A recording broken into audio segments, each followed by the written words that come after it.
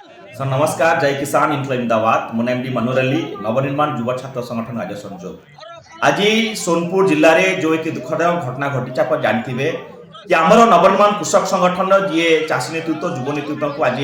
कनक बाबूर गुंडा आज से जो हिसाब से आम पिला को आज चेयर बाड़ी आज कहार मुंड फटे नाक फटे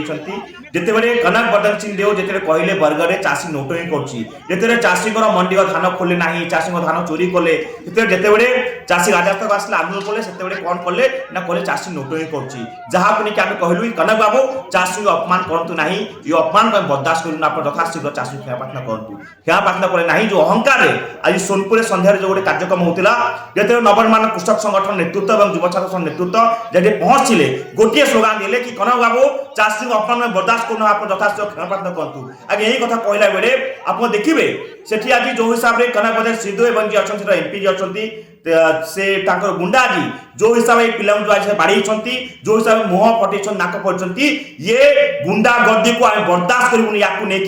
ओडिशार चाषी गुण युव छात्र एक हे अत्याचार विरुद्ध में लड़े तीव्र करब कनक बाबू आप गणतंत्र हत्या कर